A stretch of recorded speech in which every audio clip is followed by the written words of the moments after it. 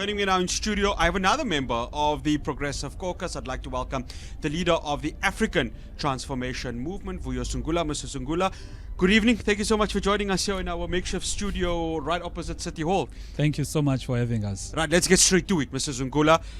Today's press conference, I think it's dominated by one thing and one thing only, Phala Phala. I had Carl Niehaus earlier on. You guys are pushing ahead for that motion to happen. Indeed, because the president has to account. It can't be that you are going to have a sitting president being found by a former chief justice that he may have violated the constitution, and the country just moves on as if nothing is happening. Look, a sitting president amasses so much power. He's got power to appoint judges, powers to suspend Chapter 9 institutions. So we need to satisfy ourselves as a country that that person never abuses his office for his own material benefit. So that is why he has to account for Phala Phala. Amongst other things that we as a Progressive Caucus, we are basically pushing. It is progressive ideas that will actually transform our country. Because we are 30 years into democracy, but the inequality levels has gone up. It is growing, inequality, it is widening. You find that poverty is on the up, unemployment is on the up, crime is on the up, and then there is this marriage of convenience, which is the GNU, that is formed by political or policy opposed parties, which are not going to deal with the fundamentals of what is wrong with our country. What is wrong in our country from the economic point of view is that our wealth is in the hands of few families. What is wrong when it comes to our legal system is that we are still using an imported legal system that does not reflect our culture, our norms, and our values as Africans. So without addressing those key concerns, every sauna is basically like a whitewash. We're just playing because they deal with cosmetics. Whereas Tina as the ATM, we view that let us deal with the fundamentals that will actually transform our country. Mr. Zungula, let's touch on the GNU because, I mean, it's a bunch of parties where the policies are really, and we need to call it what it is. It is completely different. How does that occur? Because I want to touch on, for example, two issues: land reform and the NHI bill, amongst other things. I mean, you've got parties there that really don't see eye to eye in terms of their policy. When you listen to the manifesto, their policy and the policy of the former ruling party, the African National Congress, just do not see eye to eye.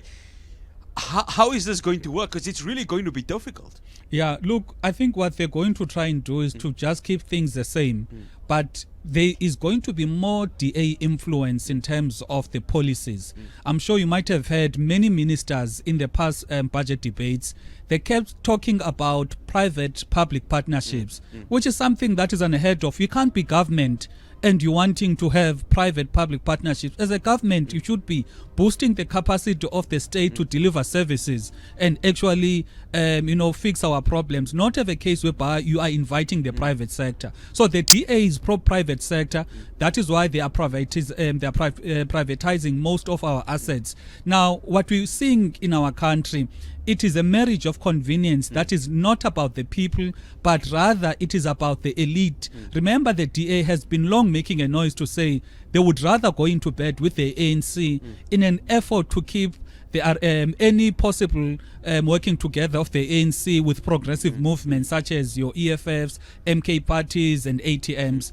And those parties, what we have in common is a fundamental transformation of our country. That is why we speak about land expropriation without compensation.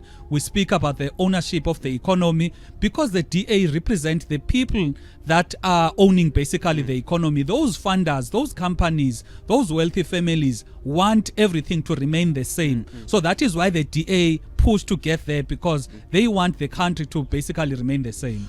I got one final question, Mr. Zungula. Are you confident in the numbers in that potential impeachment vote? And when do you see that happening? There's many programs that we're doing, including taking the public protector report to court. There's a constitutional court matter. In the next coming weeks, in fact from August, because we're going on recess in the last week of July. So when we come back, that is when Parliament is going to fully operate, because now we're just dealing with the budget debates. There's no time to process any other thing. When it comes to the numbers, remember that motion was sponsored by ATM, which had only 2 seats, but it gathered more than 100 votes simply because it was based on substance. So we believe that when we push the motion again based on the very same substance, the number 102 is going to increase to be more than the majority, so that Mr. Ramaphosa is held accountable. Mr. Zungula, thank you so much for joining us here at our Hilaal TV studios. Much appreciated. All the best. Okay. Jazakallah. Amin, amin, tum amin. It's Vuyo Zungula, the president of the African Transformation Movement.